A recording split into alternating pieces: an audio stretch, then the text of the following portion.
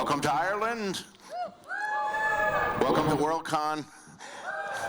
And welcome to the twisted world of Wildcards. For those of you who may not know why you wandered in here and what Wildcards are, Wildcards is a shared world anthology series, mosaic novels, that we have been putting out since 1987.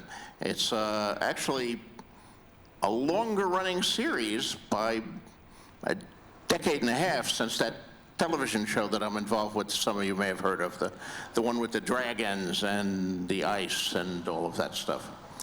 Wildcards originated with myself and a group of my friends and colleagues and fellow writers from Santa Fe, New Mexico and Albuquerque, New Mexico in the early 80s.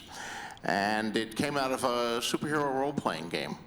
And we played it obsessively for years and then decided that we had some great characters and great adventures we wanted to share with the world. But since then, we've expanded it and expanded it and expanded it.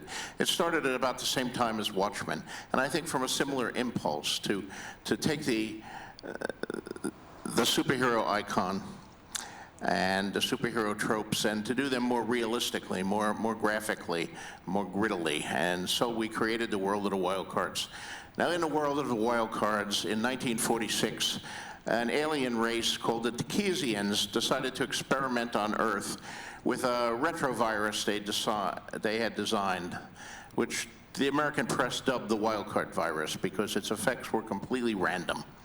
Of the people who contract the virus, 90% of them die, and horribly die in very painful and unique ways. And these are people called drawing the Black Queen. Of the 10% who survive, 90% get unfortunate deformities. They get several extra noses. They find themselves covered with slime. They have extra feet and other odd, twisted things, animal heads, elephant's trunks, you name it. And these are said to be jokers. 1 in 100 develops superpowers and maintains a human appearance, and these are the aces, the supers of our world. Not necessarily superheroes, because Wildcards is a little more realistic than that, and one thing we found is that in the real world, if real people develop superpowers, what do they do with them? I've often asked this of groups of people. What would you do if suddenly you could throw lightning bolts, you could run faster than sound, you were the strongest man in the world? What would you do? And oddly enough, when real people tackle that question, the answer I never get is, I would buy a spandex costume and fight crime. So we have a lot of supers, but they're not necessarily superheroes. There are also categories that cross, people who have both superpowers, ace powers in our world, and joker deformities. And these, especially in Great Britain, are the knaves. They have both. So today, what we're going to do, we have 27 published books to draw upon, and you can buy many of them in the huckster's room. And then myself and some of my Wildcard writers who are here today to help me out will deface them for you, including the latest one, Knaves Over Queens, which is an all British book, British and Irish book, with a lot of action taking place here in the British Isles, covering all the way from 1946 to the present day. But what we're going to have today is a trivia contest, because my writers are supposed to know this stuff, damn it. And when I ask them about that, we'll see how well they know the stuff and how much they're going to make me work correcting their stupid mistakes. We've divided it up into 3 teams, the aces, the knaves, and the hideously deformed jokers. We had 4 teams, but the Black Queens were all dead, and we were pretty sure they would not be able to answer. So let me introduce some of our contestants here today. This is the ace table, close to me, because I'm the ultimate ace, and then the knaves and the jokers far away. So let me start with the first ace, Golden Boy himself, Walter John Williams. Golden Boy received his powers on the first wildcard day. He is the strongest man in the world. He has a golden force field that protects him from all harm. And he's immortal and never ages, despite the fact he's a weenie and everybody hates him. Yes. Say hi. Hi. Hi, happy to be here. If you want me to deface a book, this is the time, because this is my one and only programming item at this convention. So, Walter, sit down there with the aces here. And let's see, what other aces do we have? Carrie Vaughn, come on up here. The creator of two of our most powerful female aces, Curveball, the girl next door who can throw the fastest fastball in the world, and Earth Witch, who can open up the ground and make it swallow you. Telekinesis is what I came up with for that one. Be all fancy and stuff. Hi. Once again, happy to be here, yes. Very good. For the knaves, let's see, Kevin Andrew Murphy. Creator of Captain Flint, who is the head of the Order of the Silver Felix, which is sort of the British Justice League. And he has ace powers, but he looks like he's made of flint, which is a drawback. Yes, he's like a giant stone statue with flaming eyes, which really makes personal appearances a bit difficult. Kevin has also created 147 other wildcard characters. Every time I turn around, he creates 3 more. And he has a very formidable knowledge of wildcard trivia. All of these other contestants live in desperate fear of Kevin. And it was suggested I format this Kevin against everybody else. We'll see if that goes. Kevin, take a seat there in the middle. I've got the website up and I'm cramming right now. Not allowed to look up the answers on the website. Let me see. For the jokers, we have Ireland's own, and I butcher your name, Padar O'Gwillan. Representing Ireland. He has a truly disgusting joker. Tell us about her. My character's name is Bibe. She believes herself to be the Irish goddess of war and slaughter. And she spends most of her time in Northern Ireland, and in the chronicle of the books, the peace process never succeeds. And the reason is that she makes sure everyone trying to make peace dies. Have a seat with the jokers. Charlie Strauss.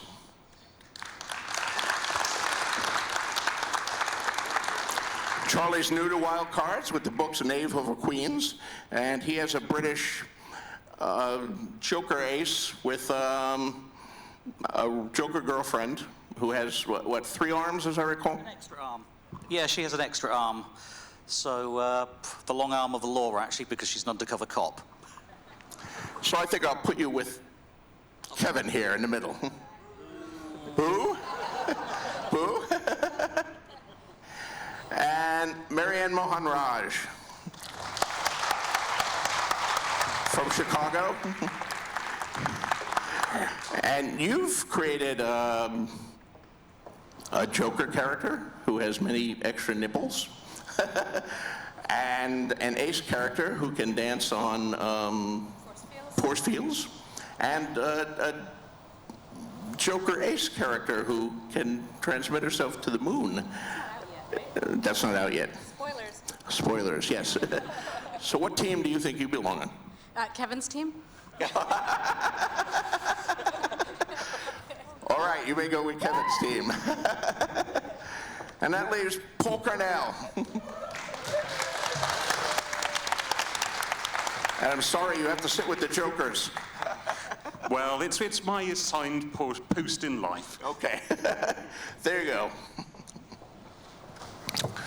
Now, we wanted to have, those great electronic scoreboards where anyone answers a question correctly, it flashes 10 and, 20 and things like that, but we weren't able to arrange that.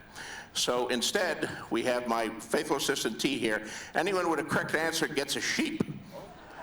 And you all can go, bah. So we will see who gets the most of the cute sheeps.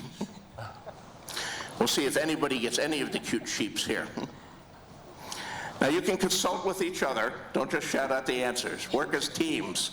Consult with each other, and we'll see. And I will answer questions to each of you in turn here.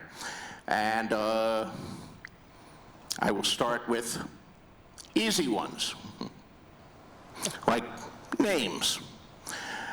Aces. What is the ace name of the character Josephine Hebert? That's not an easy one. Yeah. Nothing? Nothing. Is that one of the early ones? Buzz. Nothing? Yes, Buzz. Okay. He's buzzing in. You guys are buzzing in? The Yes. jokers are buzzing in, yes? Go on then. No, you said it was easy. I told you I to said buzz. this is an easy question because he said it's an easy question. He didn't know the answer. Okay, that's bear on. She is bear on. She is what? Bear on. Bear on. Bear on. Baron. Bear If on. you'd read the books, you'd know. Yeah, absolutely. No, Bear on. Josephine Hebert from New Orleans. Hoodoo Mama. Where is that? So now we all get black marks for that one because that's your character. No, she, yes. We all have a sheep taken Joey. away. We all know That's her as right. Joey. Okay, middle table here. Let's see if the knaves can get one. What is the real name of the Joker Ace drummer boy? No, Kevin knows this. Just, you need to give him time. Let's vamp. I know. It's Mike Vogali, That's correct. Bah. created by Stephen Lang. And for the jokers, I ought to come up with a joker question here.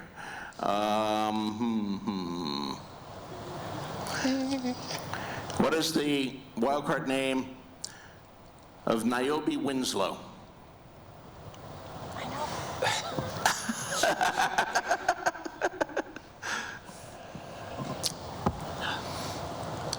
You want me to say that?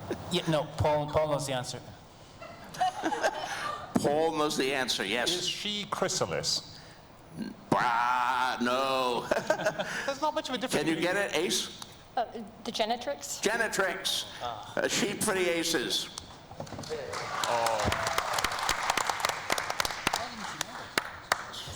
All right, here's an easy one for the knaves. Who is the winner of the first season of the reality show American Hero? Stuntman. Stuntman, that's correct. It was an upset over Rosa Lotteria. She should have won. For the jokers, who was the first contestant to be voted off American Hero? This is a bit like Mornington Crescent. Was it Bouncing Boy? Good answer, but no, he's in the Legion of Superheroes. I'm glad he's doing okay. And not only is he in the Legion of Superheroes, but he is not even the most feeble and stupid character in the Legion of Superheroes. That would be Matarita That Lab. would be Matter-Eater like the man who can eat anything, but no sheep for you. Do you have the answer? Yes.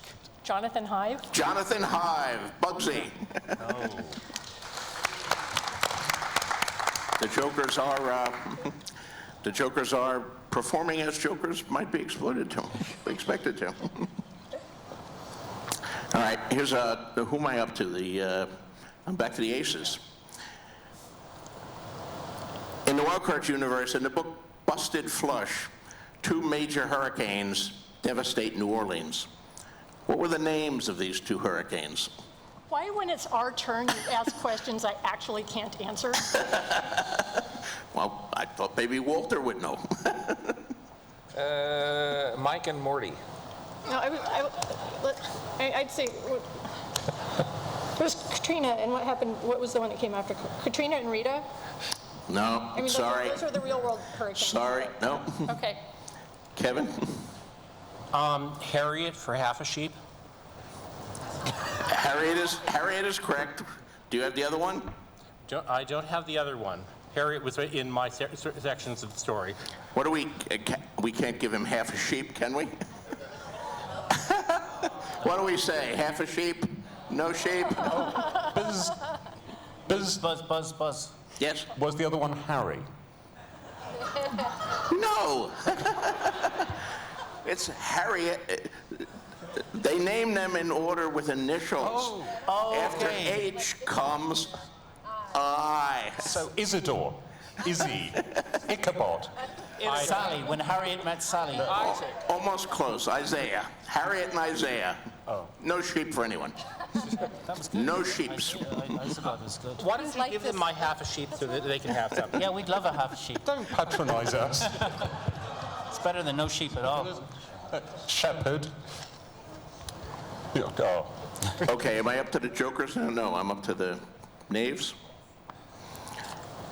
Bubbles wakes up in Jackson Square after having had dreams of who? Her daughter. Who is named? What is her daughter's name? Let's see.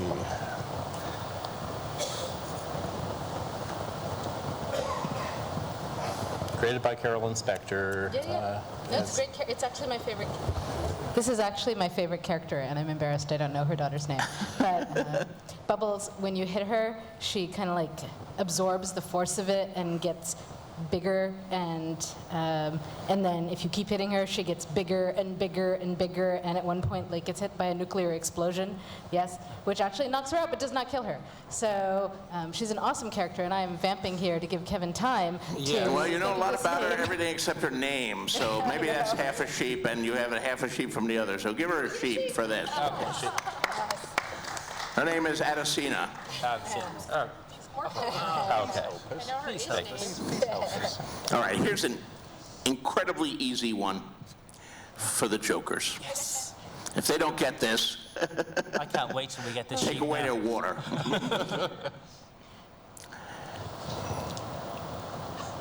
In Inside Straight, what is the name of the naked British woman who Francis Black, the rookie, arrests on his second day on the job at Force Freak?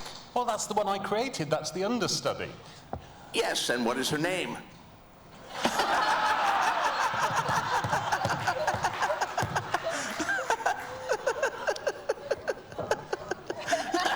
Abigail Baker. Yes! Yes. Hey! A sheep for the jokers, yes. That really was a softball there. Thank you. It's a sheep. From the same book. Oh, this one is from Artman's. The detective, Ramshead, is given an anonymous tip from a man who refuses to identify himself, saying that everybody at the Rat Hole Diner was killed by a man wearing a hawk mask. Who gave Ramshead the tip? Who's this go to, us? Yes. Oh. I mean, it's in Fort Creek. I don't know. An anonymous tip from a mysterious man in Jokertown. It's not Father Squid, is it? Nah, bah. Okay. Jokers, you have an answer? That was going to be my answer, but instead I will go for... Does it turn out... It doesn't turn out to be Croyd, does it? No. Croyd Crenson, that is correct.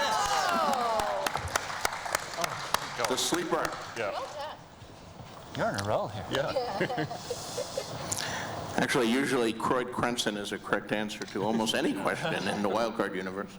Croyd was the character created by Roger Zelazny, who every time he goes to sleep, he transforms again. Hey, George. I'm an English teacher in my day job, and I teach post-colonial lit. And in my classes, when I give quizzes, I tell the students if they don't know who did something terrible, it's the British. So I felt that in this room in Ireland, perhaps they would get that joke. So, all right. Sorry, Brits. Don't worry, Paul, she didn't mean it. No, It's all right. It's all right. I'm here to learn.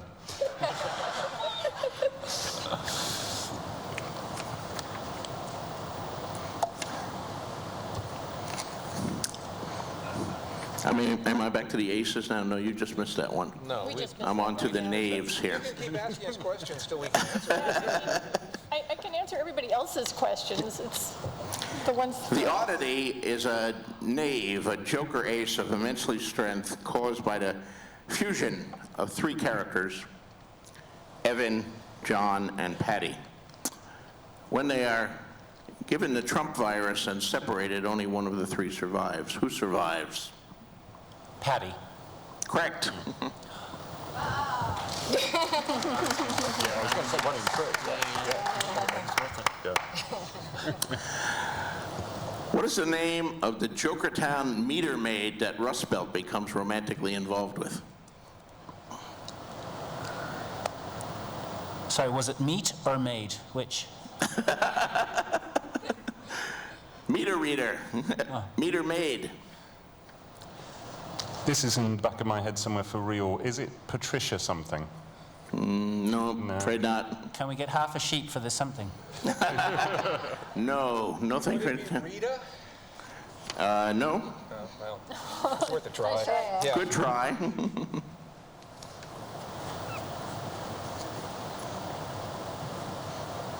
Darcy. All right, here's one for the aces. Okay. Roger Washburn, a.k.a. Ravenstone, is a latent who disguises himself as a joker with fake antelope horns grafted onto his head by a psychic surgeon. What is the name of his pet raven? Lenore. Yes! I had to answer it because it's Kevin's character and he's sitting right next to me. Extra bonus points. Lenore. Let's go back to some more names here. What is the real name of Bloat? The governor of the rocks. Oh, that's a good one. Teddy. That's a nickname for his real first name. What is the rest of his name? Say it louder. Theodore. Theodore, surname? Blanking, but I'll go ahead and give it over to Carrie because she wrote the latest story. I know, I featuring just wrote it and I'm not remembering it because I'm on the spot. If you had asked these 3 months ago, I could have told you. We have no time traveling in the Wildcard universe except in Low Chicago. If we don't get at least 10 sheep, George is going to fire us all and hire new writers, just so you know. I think so, yes. There's a lot riding on this. We've already got 8 sheep between us. What's the problem? No, because All right, I'm afraid time is up. Theodore Honor-Law. okay, yeah. I know. What is the ace name? We'll go on to the next group. The ace name of Raul Esposito. Oh, I do know that one.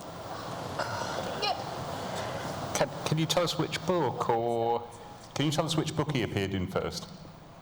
Boy, which book is he in? He's in a Tor.com story, and he's also in... He's David Levine's character, right?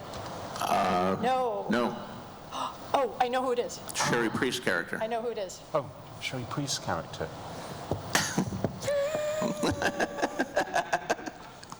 Is it something like The Juggler? No. No, I got it. All right, let's let Carrie take it. Do you want more time? No, we've already given the wrong answer. Okay, the Button Man. The Button Man, that is correct.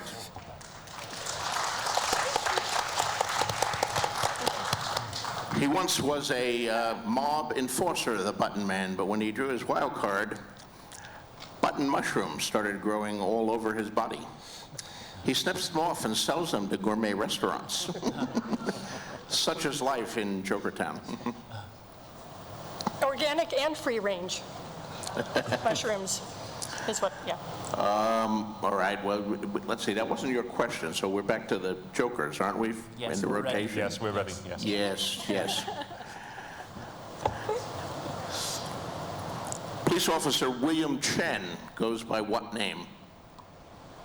Well, this would be in Fort Freak, wouldn't it? So. Is he the one who's the dog? Oh, Yes, the one who's the dog. What's the dog called? Must be Rex, surely. Yeah, Rex.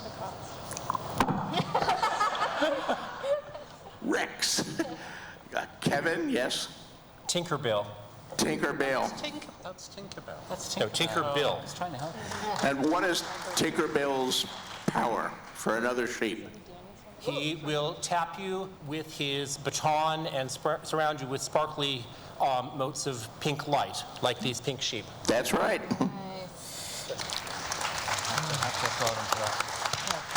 Okay, aces. Now safe.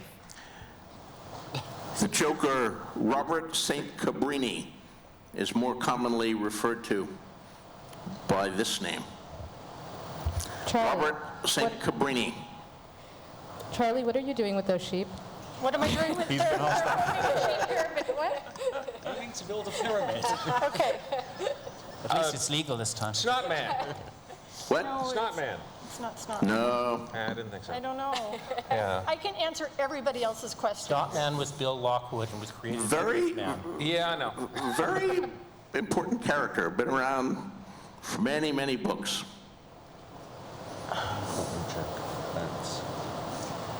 It's not the troll, is it? Not troll? No. Okay. Father Squid. Father Squid is the answer. I don't think I ever knew. Yeah, okay, we should have known that one. A creation of John J. Miller.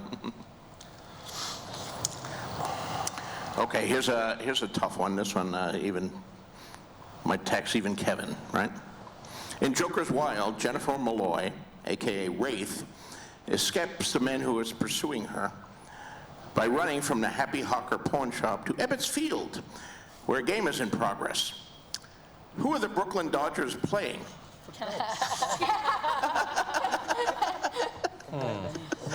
Yeah, you can. Who are the Brooklyn Dodgers playing?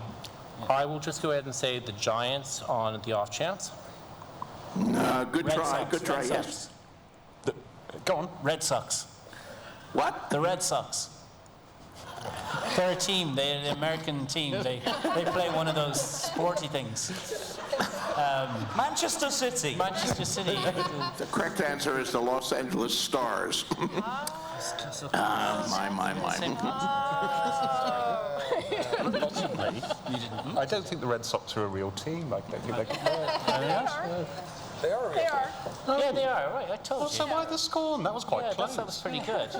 Was it the same sport, though? It is. It is the same sport, Yes, right? yes. Okay. All right, in the very first Wildcard book, Croyd Crenson, the sleeper, the most iconic character, is infected with the Wildcard, goes to sleep, and wakes up. What is his first transformation? Now, I recall the story. He does an amazing walk down the street in Rogers Larson's incredibly iconic first story in What's Going On. Is it that he can walk through walls? Is it that? He can walk through walls. Is it that? No. Damn.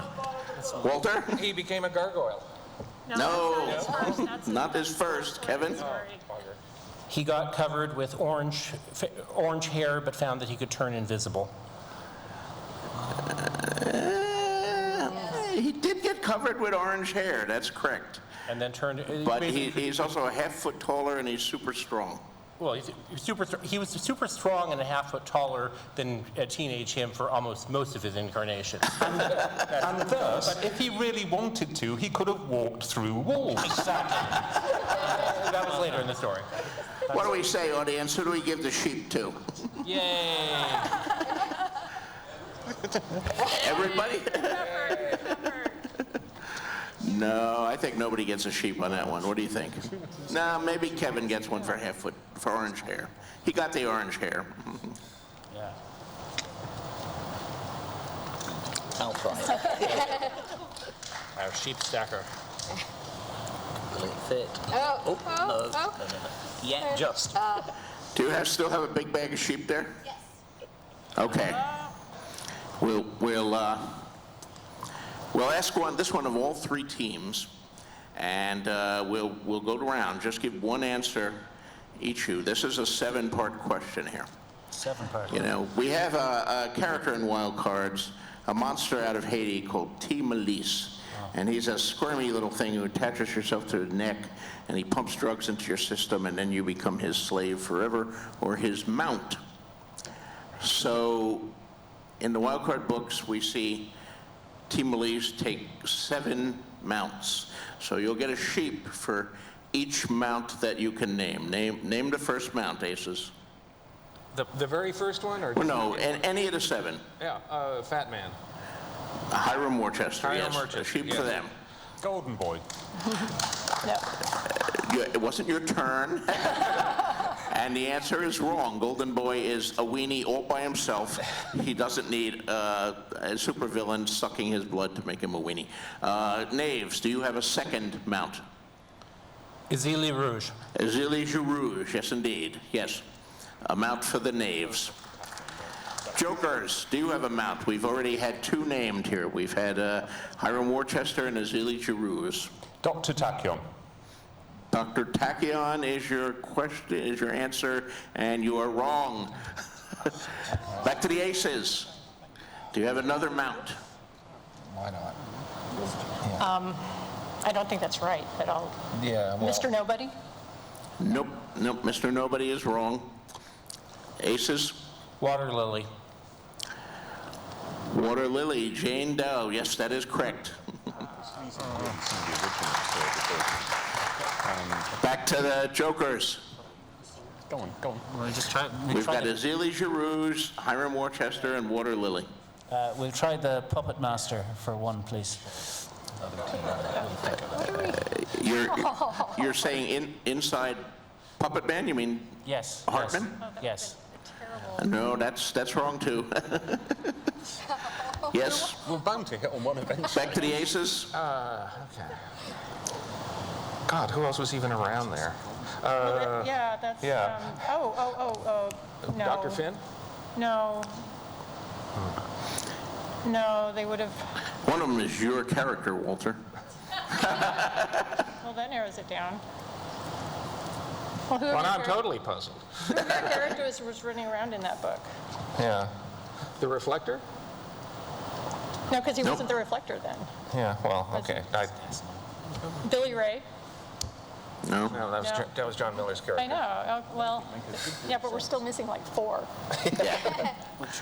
Anybody have any others? Kevin? Walter's character is Detective Harvey Kant, who looks like a lizard. Detective Harvey Kant, who looks like a lizard. That is Okay. correct. That was a little like, you could have done one that wasn't Walter's character.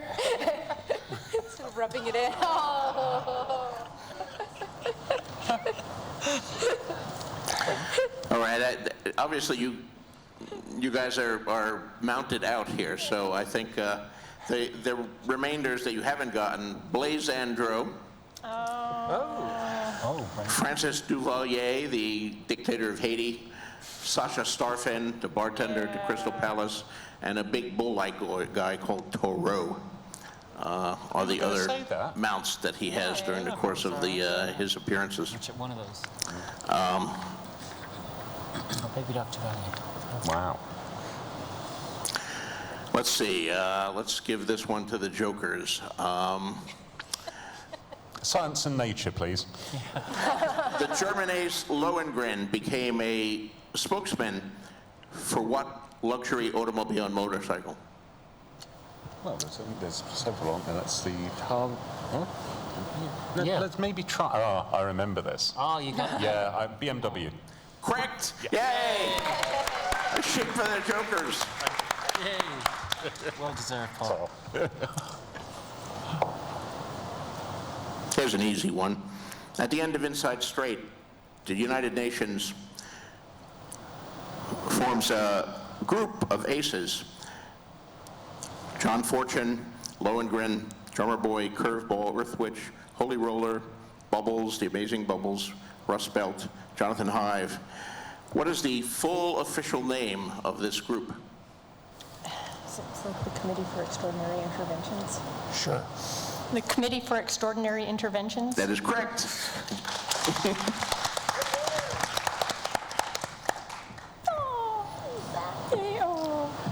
Oh, they're color-coded. Look, we can like do colors now. Okay. Okay.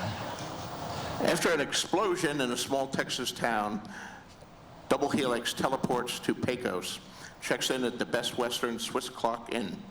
To gather information about the explosion, he talks to witnesses at what restaurant? Alice's? Is that to any one group or to all? No, that's to the knaves. At which restaurant?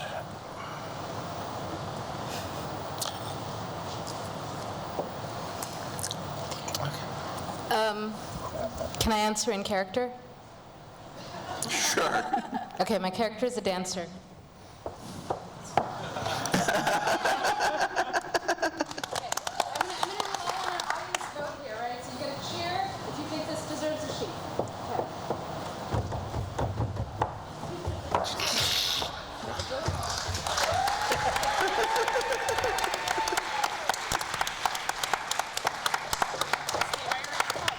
So your answer is That was interpretive Irish dance. You have to understand the dance and let it move you, and that would give you the answer.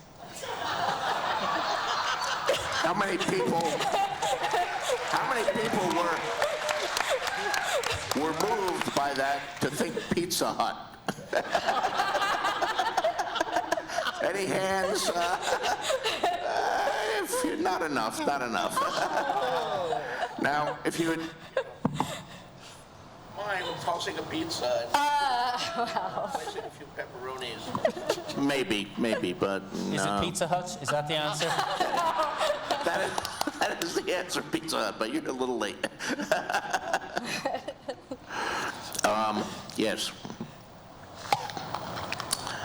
Well, bar has been raised, Mary. I'm going to break Bar out. has been raised. Danny Boy is coming. Just wait.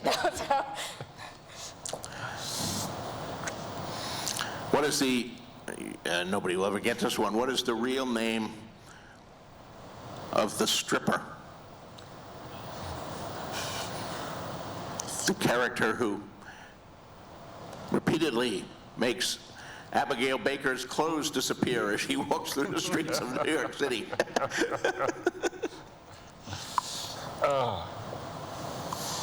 We don't hear his real name in that story, do we? He's a horny teenage boy. First name Paint. As in Paint Stripper, tough audience, come on. Okay, is he Kevin? No.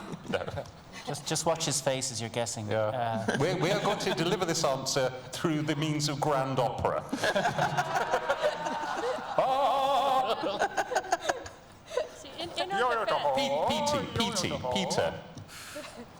Peter. Not Peter. That's Spider-Man. We're never going to get this. Think Batman instead. Bruce? But that's only half. You'll never get his last name. Bruce Cordova. Oh.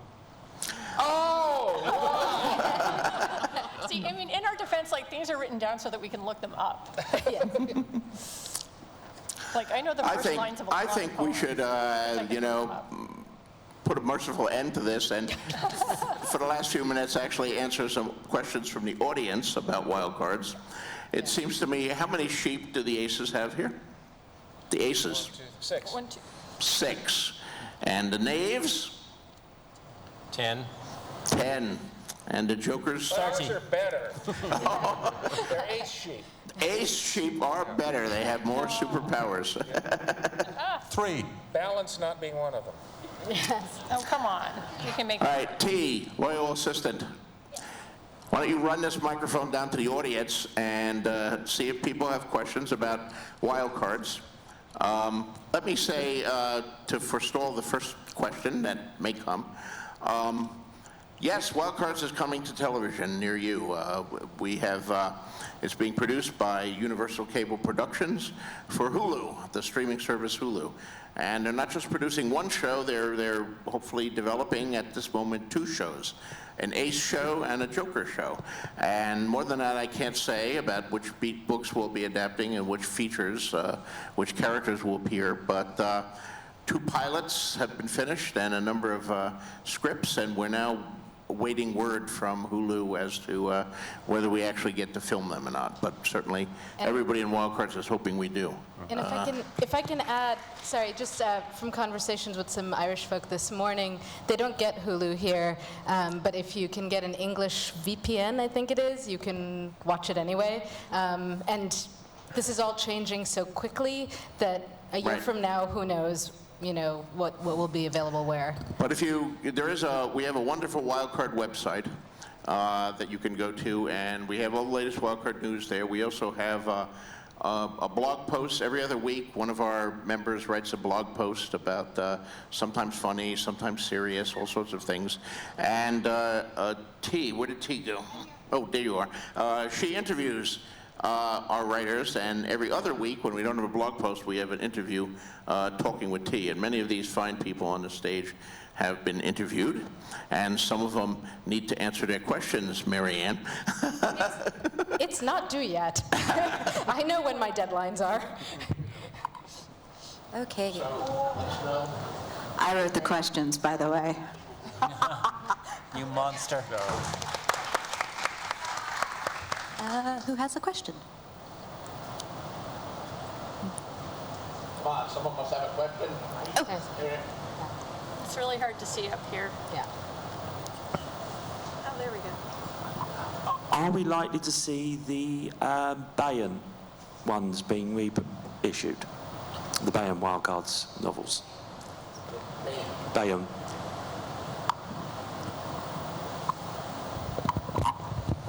It is our hope, yes. The question was, will we see the Bayon Wildcards? Wildcards have been around for quite a long while, as you know. The first 12 volumes were published by Bantam, but then back in the 90s, we switched publishers from Bantam to Bayon Books, and they did 3 volumes, Card Sharks, Mark Cards, and Black Trump, all of which have long been out of print. So Tor Books, our current publisher in the United States, is not only issuing new Wildcard books, but they are reissuing the old ones. And eventually we will hopefully reissue the Bayon books. But we're reissuing more or less in order. So the last book, the last of the reissues to come out was Jokertown Shuffle, which was originally book 9 in the series. That will be followed by Double Solitaire 10, and Dealer's Choice 11, and Turn of the Cards 12. And then the Bayon books would follow that, but these books are coming out like once a year, so it's going to be a few years before we get to the Bayon books.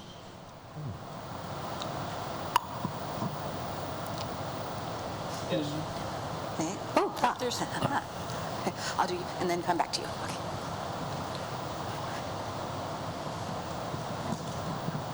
So it grew out of an RPG campaign.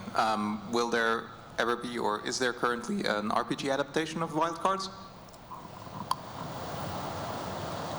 Well, do you want to answer that? I know the answer, but I think you guys do too. Yes, from Green Ronin Press has a Wildcards. I think it's as part of their, was it Monsters or Mutants and Masterminds system. So it's a supplement to that system. And there's a couple of additional supplement books as well. And then way back in the early days, there was Steve Jackson Games also did an RPG, but the current one is from Green Ronin. The Mutants and Masterminds rulebooks are actually a terrific way to get to know the Wildcards universe, and they're packed with lovely art. They're worth getting as lovely items in their own right. Yeah, I have them on my desk as reference because they've got most of the major characters, and they've got really good biographies and all. The stats can even be useful. It's like, how strong is this? Who is the strongest character in the Wildcards universe? Flip, flip, flip, flip. There we go.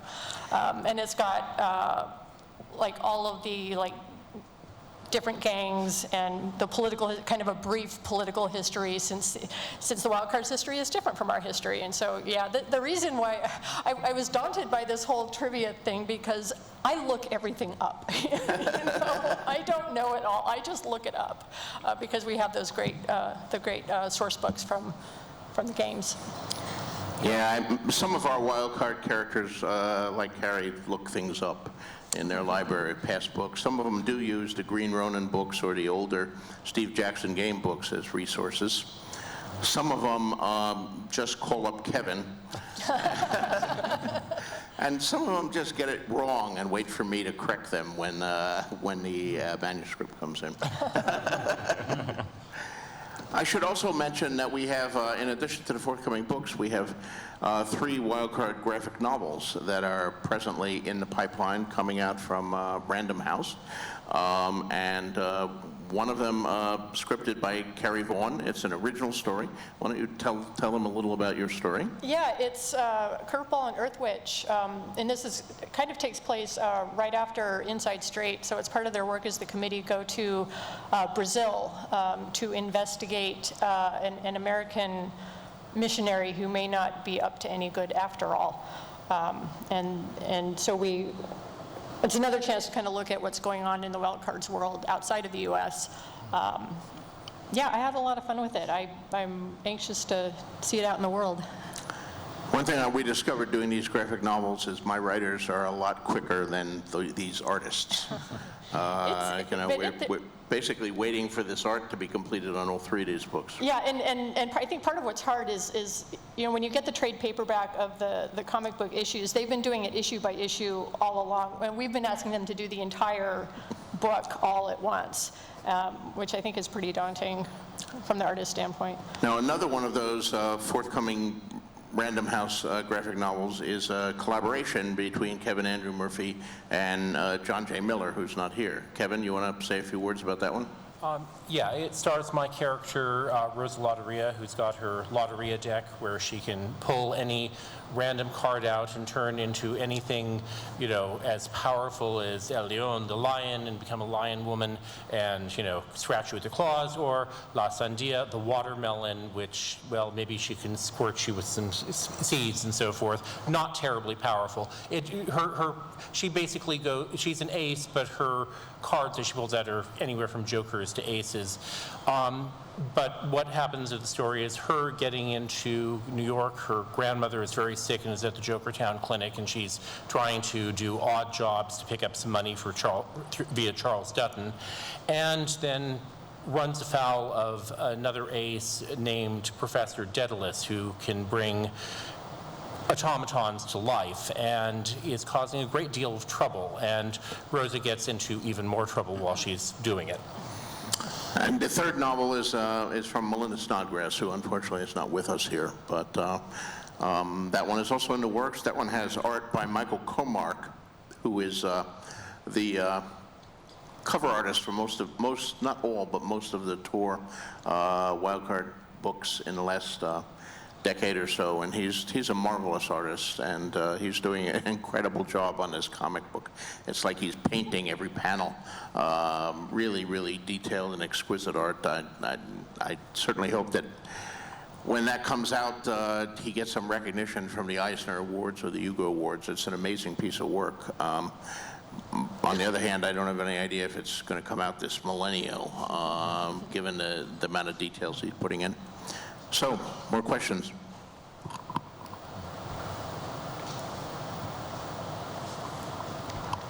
I just wonder, how do you decide who writes, the next book? Do you crowd work together, or who?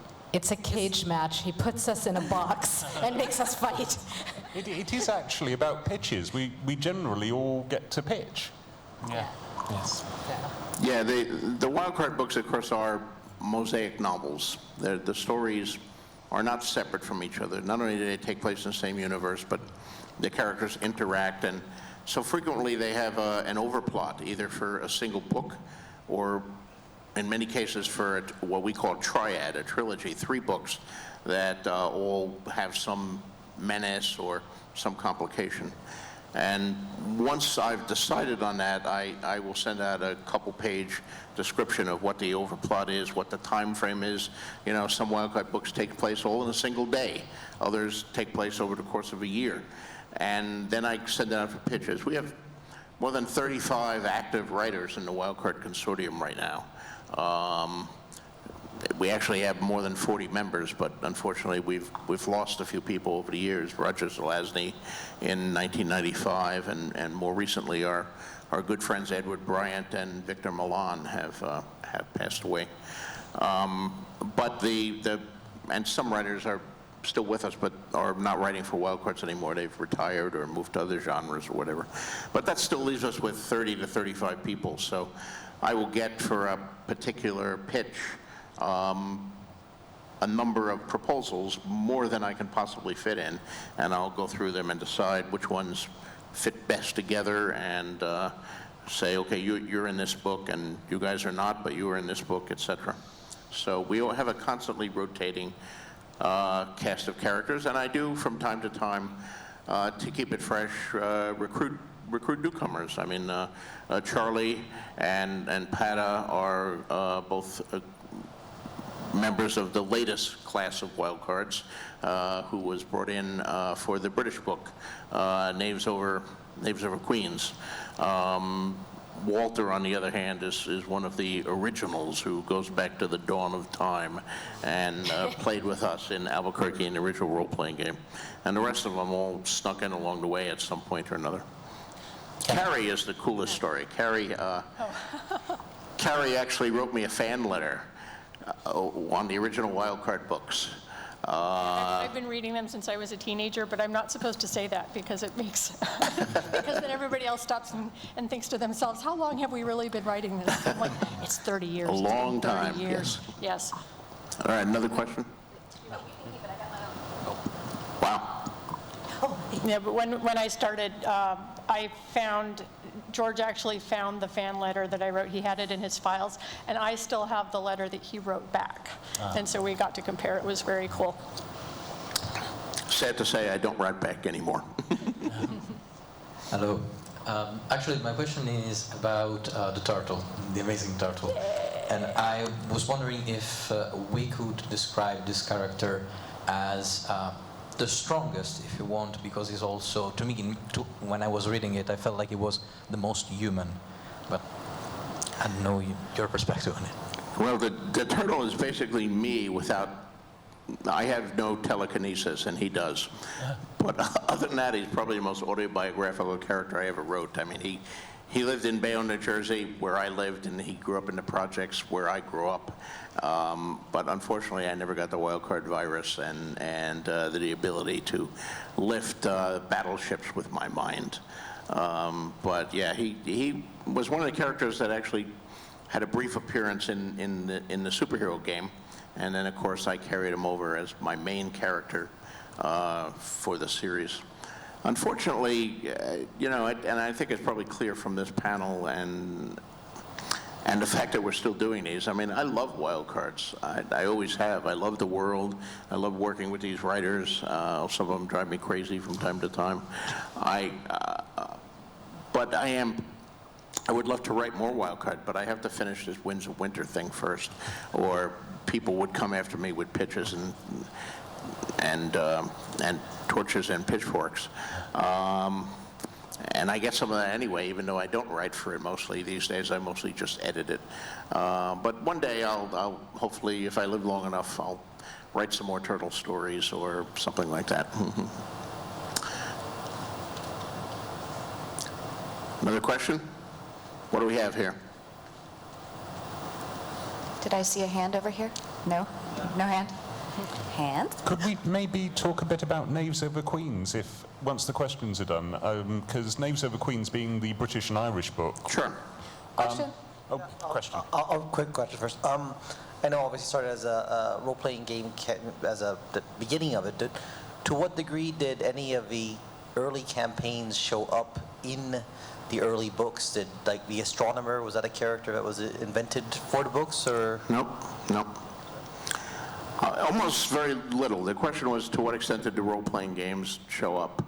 And the answer is the characters made the transition, but not any of the real adventures. The adventures were a lot of fun, but they were role-playing games, and you can't just transcribe that. I know some people have tried, but a good role-playing game does not necessarily make for good fiction. The role-playing games were much more simplistic, and they were much more traditional superheroes fighting supervillains and, having big slugfest kind of things. So once we got into Wildcard, we had to rethink it. And that even led to some people coming up with new characters. I mean, Walter was a mainstay in the role-playing games, and some of his characters, like Black Shadow and Modular Man, were in the role-playing games. But when we started Wildcard, although he would later introduce those characters, he gave us, for the first Wildcard books, Jack Braun, who was never in the role-playing games. And even the characters who made the transitions were frequently changed significantly in the shift. Yeah, I was just going to say that the first volume of Wildcards fiction was not intended to be a historical volume at all. It was originally going to be contemporary, and I stupidly was trying to figure out how the Wildcard universe progressed from 1946, when the Wildcard was dropped, to the 80s, and so I wrote a sort of pseudo-history of events along the way. And the only one I remember is I had the Wildcard 17 being, hauled before the House Un-American Activities Committee. Right. And George said, yeah, we want that story, except 17 characters are too many, make it 4. And the rest was history. Yeah, pretty much, literally, yeah. Walter, of course, did get fan letters saying Golden Boy was a cool character, but the really chilling invention of him was the House Un-American Activities Committee. What imagination he had to think like something like that could ever happen. Yeah. Stay tuned. And the whole premise of Inside Straight, with the Wildcard reality show, American Hero, that was Carrie's fault and was also a throwaway. Why don't you tell that story? So when we were putting together Inside Straight, and George and Melinda invited me to pitch characters for the new series, and at this point there'd been kind of a lull for a couple of years since the previous book had come out. So we were kind of thinking of this as the next generation. And I pitched a character. I submitted a character write-up. This character never made it past, never got approved. But part of his backstory that I came up with is that he was the runner-up on the first season of American Hero. And that was a throwaway line. It was like literally parenthetical. It's like, oh, by the way, this character did this. And then he went on and did all these other things that I thought were very interesting. And then George was like, no, go back to that line. Let's talk about that. And it turned out to be a good way to introduce a lot of characters in a hurry, in a way that made sense. So we ended up making the entire book about it. We also, another interesting entry into the Wildcard universe was Kevin. We did have a deal way back when with Steve Jackson Games to do Wildcards as a role-playing game, which was kind of weird because it began as a role-playing game, became a series of books and comic books, and then came back to a role-playing game. And John Miller did most of the work on the first Steve Jackson Wildcard game. But then Steve Jackson wanted to do supplements. He wanted to do adventures. And Kevin got the assignment to do the first one, a book called Aces Abroad, International Heroes Around the World, when Wildcards at that time was mostly focused on the United States. And there is a Wildcard book called Aces Abroad, which has absolutely nothing to do with Kevin's GRRP's book, Aces Abroad. And I'd never heard of Kevin then, but I got this from Steve Jackson Games, and he had invented, as Kevin is wont to do, 175 new characters, some of which were really cool. So I called him up and said, hey, you want to maybe pitch for the books, and I'll accept like 3 of these 175 characters. Although over the ensuing decades, he's been sneaking some of the others in one by one. Anything to add to that? Yeah, well, the nice thing on the subject of knaves over queens, one of my, fill-in characters was Captain Flint, because I had to create the Silver Helix, and I needed someone to head it. So I had this big stone guy with flaming eyes, and we, came up with the background for him, and suddenly he gets the lead story on Knaves Over Queens now, after, years ago writing the bio when I was 23. Paul, why don't you say a few things about Knaves? Well, Knaves Over Queens is a wonderful introductory book if you haven't encountered the Wildcards universe in print, because it's the entire history of the Wildcards in Britain and in Ireland. And so we have stories set across our entire time span from, is it 1940? 1946 is when Jet Boy makes his intervention and the Tikesian virus gets released into the world. And that's when history changes. And Knaves Over Queens has stories from all across the timeline set in Ireland and in Britain. So it really is a brilliant introduction and features Padder and Charlie and Kevin and nobody else here, am I right? I have a character. Turing is my character. Right. Yeah, I got to use Turing for my second story in the volume. Actually, it's sort of one story in two parts, but yes. So I just wanted to say that, you know, if you fancy trying one, that's probably, it's got, I think, a genuine Irish and British sensibility as well. Yeah, I mean, it's got other authors who aren't here who are really cool as well. Emma Newman, you might have heard of, Mark Lawrence as well. You know, I mean, it's got a great cast of writers, some bizarre characters. It twists our history along the way, so you'll recognize people. For example, Queen Elizabeth II is not the monarch now, having died, and so on and so on and so on. It's a Churchill hits over 100 years old without anybody ever mentioning the fact that he might have caught the virus. Yeah, well, among other things, there are a number of things that distinguish Wildcards from any other superhero universe, from the Marvel universe or the DC universe, certainly, and anything else that's out there, The Boys or Watchmen or, you know, Umbrella Academy, you name it. There are several things that are unique about Wildcards. One of them is the Jokers, the fact that this is not just a world with ordinary people and super people, but it's also, for every ace, there are 10 Jokers. And they are an underclass. They are the most marginalized of all marginalized people. They literally are diseased, so when people say, well, that group is diseased, well, these are diseased. And they even have a difficulty solidifying because they're all different from each other, as well as being different from gnats, as we call the people who never caught the virus and are uninfected. So the Jokers and Jokertown, the one we created in New York, and the other Joker towns around the world are a unique setting. But there are other differences. One of them is that Wildcards is rooted in real time. And as Walter referred to, we were playing these games in the 80s, and we thought of doing it as a book in 1985, 1986. The first volume came out in 87. We were going to begin the story in 86, but I wanted to invite my friend Howard Waldrop, one of the great talents in the science fiction world, to contribute to it, because I knew he was an old comic fan, and he'd been talking for years about writing a story about this character called Jet Boy.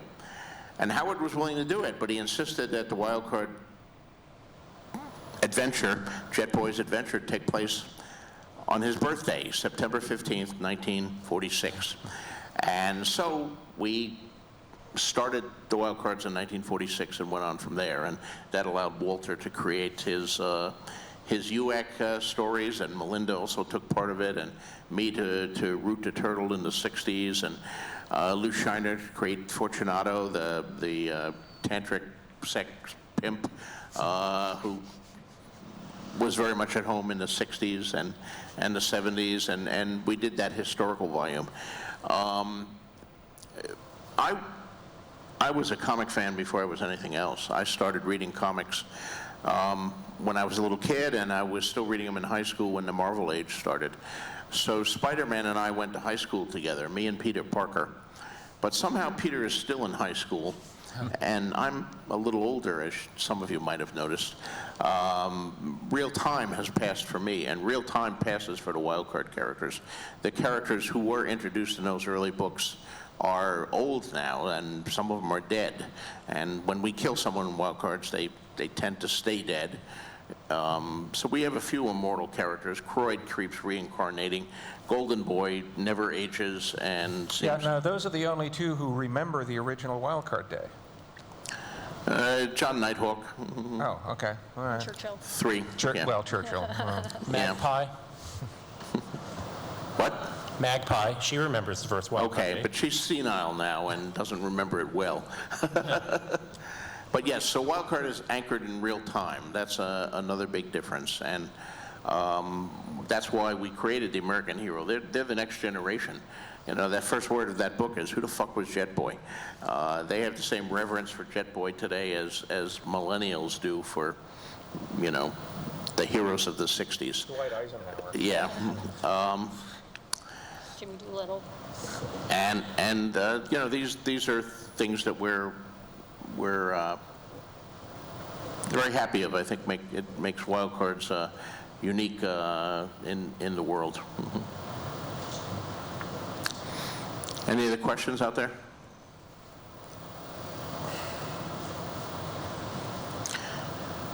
Let me close here by, we have an amazing group of writers up here who write other things besides Wildcards. So I'm going to pass the microphone down and let them tell you about what they're doing when they're not writing Wildcard stories for me. Now, I'll start with Walter here. I know what Walter is doing because I just finished reading his latest book, Quillifer the Knight, which is sequel to Quillifer. We have a visual aid, I think. An epic fantasy. Oh, all right. Do we have one here up here? Anyway, No, I guess not.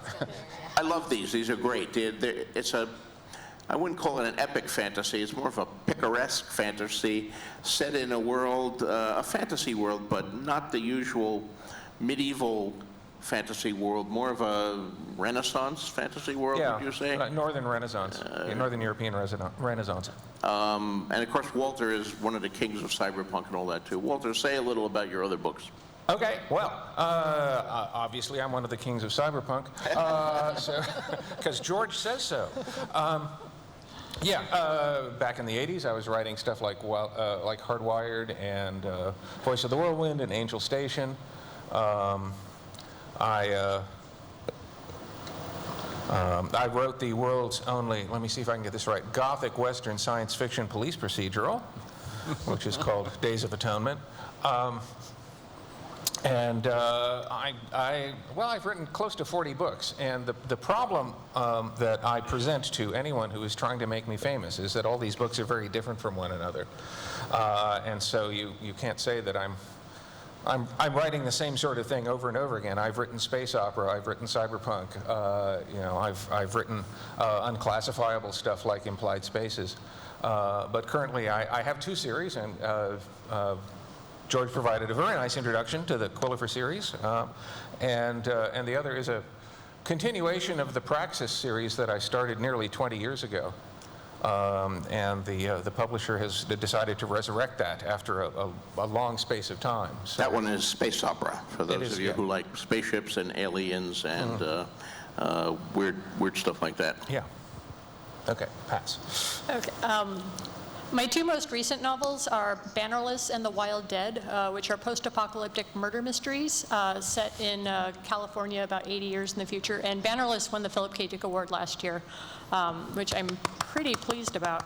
And next year, I've got some things coming out that are completely different. I've got a collection about a vampire character who was part of my Kitty series, Rick. The Immortal Conquistador will be out from Tachyon Press, I think, in about February, March. And I'm also writing some novellas about Robin Hood's children that will be out from Tor.com, probably next summer, The Ghosts of Sherwood and The Heirs of Locksley. Very cool. I'm very busy. Kevin? Okay, I've done, well, lots of short stories everywhere. Esther Friesner's Supernatural Suburbia series, most recently for mainstream, aside from Wildcards. And I've done lots of fiction also for role-playing game universes, Pathfinder Tales, lots of stuff for White Wolf over the years, including creating the character Penny Dreadful, who had her own novel and a bunch of other things. Unrelated to the TV show, but it didn't hurt. And let's see, most recently I just did a whole bunch of fictions, a whole bunch of characters for a new role-playing game called Hereafter that'll be coming out from Savage Worlds. And basically, if you look in the game shops or the anthologies, you can generally find me somewhere. Charlie? Hi, I'm Charlie Stross, and yeah, I've written quite a lot of novels in different areas, but my output is two-thirds of my output consists of two big series. The Merchant Princes series, which is sort of ongoing. I'm grinding my way through the last book in that, book number 9 at present. And The Laundry Files. Please can I apologise for the series title? It was assigned by an editor, which is sort of about the British government secret agency for protecting us from Lovecraftian horrors. Because we're living through a period in which the stars are coming right, magic is becoming much easier. Magic is a branch of applied mathematics. Computers being machines for doing lots of calculations very fast, they're sort of a spin-off of GCHQ, or the American National Security Agency. And we've hit a point in The Laundry Files, which is on the shortlist of Best Series Hugo this year, where the lunatics have taken over the asylum. There's an elder god in number 10 Downing Street. The motto of the new management is strong and stable government. They're taking us out of the EU because they want to end free movement and bring back the death penalty, which means getting rid of the European Convention on Human Rights. Because there haven't been enough sacrifices lately. And they've got to end free movement to stop the sacrifices from escaping. And I've just finished and had accepted a new novel, which is sort of a spin-off of The Laundry Files. No more spies. This one is overt supervillains. Because in a universe where magic is becoming easier, people are going to wake up with weird talents from time to time. And no, they're not going to pull on spandex suits and go out and fight crime. They're more likely to rob the cash room at a big toy shop in the run-up to Christmas. And thereon hangs a tale called Dead Lies Dreaming, which is coming out from Tor.com Publishing late next year. Very good, thank you. Marianne? So I write in multiple genres. I was an erotica writer all through my 20s, which is probably why I wrote a character for Wildcards. It's a prostitute with a lot of extra breasts and nipples. But then I wrote mainstream lit for a while. So Bodies in Motion is Sri Lankan immigrant stories. And since it's WorldCon, I'm mentioning it even though it's mainstream because it was the one that was translated into a bunch of languages. So if there's anyone who wants to read it in Italian or what do we have? Portuguese, Serbian, you can get it in those languages. I have one science fiction book, The Stars Change, which is Sri Lankans in space. War has broken out, the first interstellar war, and people are freaking out and they all go to bed. But there's also, so there's a fair bit of sex, but also an attack on the alien ghetto, and the humans have to decide whether they want to get involved or not, and it's based in large part on what happened in Sri Lanka in the '83 riots. I wanted to plug, I run an arts foundation, the SLF, and we give grants to writers, so I'll use a little of my time to encourage you to apply. They're free to apply. We have a travel grant, speclit.org, so if you could take a look at that. And I wanted to say, I forgot to tell you, Carrie, I just read Bannerless and the sequel, and I just raced through them. They were so good, so good. You will love them. You should go get them. Okay. I am Padre O'Gilleen. I write inappropriate books for YA. Generally, my most recent ones, The Call and The Invasion, are heavily based on Irish mythology, the most disturbing and horrific parts thereof. And they're great fun, I think. No one else does, but I think they're fun. Paul Cornell, I do for Tor.com Publishing the Witches of Litchford series, which is 3 books in. three very different women fight the evil forces of magic while trying to keep together the WI, the jam sale in a little Cotswolds market town. There are 2 remaining books, one of which is out in October, one of which is out next year, and I'm having a wonderful time just transposing the place I live into a horrifying magical apocalypse. Thank you. Now, we do also have a number of wildcard books in the pipeline. Of course, we're published in the United Kingdom by HarperCollins Voyager, and they're actually coming out earlier with some of the British books, like Knaves Over Queens has been out for more than a year from HarperCollins Voyager, but it's coming out, what day is today? The 13th? 14th, it came out yesterday in the United States, then the American edition, Knaves Over Queens. But we have a couple other books. We have another British book coming up called Three Kings, What Happens When Queen Margaret Dies. And we have a terrific book coming out called Joker Moon, about Joker attempts to establish a homeland on the moon and the controversy that has. So there are 2 originals, and we also have many more reprints going.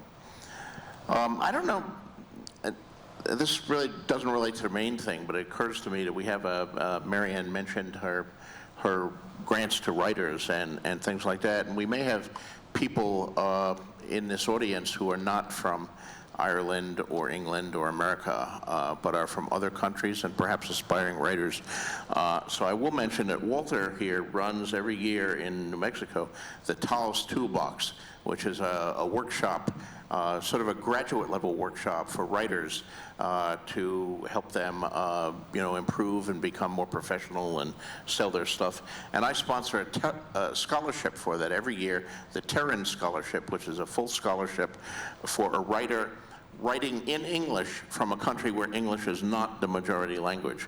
And if there's anybody here who fits that description and would like to go to Angel Fire in the summer, talk to Walter, get the information, become an applicant. We only pick 1 student a year, but we've been doing it 2 years, and it's worked out pretty well, I think. It's worked out. We've had some very talented people applying and being accepted, and TaosToolbox.com.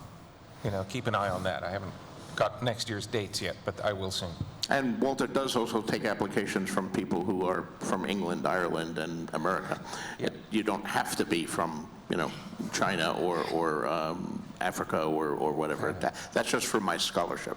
But he takes all sorts of other applicants, and I guess. And we do have some scholarship money. So. Right. Very cool. Yeah. Anyway, I think that about covers it here. But thank you all for coming. I have a signing coming up at 4 o'clock, so please don't rush the stage asking me to sign things now. I'll just tell you to go to my signing at 4 o'clock. But I will be signing that, and I have another signing in a few other days. And I'm sure everybody up here has occasions where they will be signing books too, but some of them might be... This is mine. This is it. Oh. Okay, well, you can rush the stage and have Walter sign your books right now. He'd be glad to do so. All right, thank you all for coming, and go forth and read Wildcards.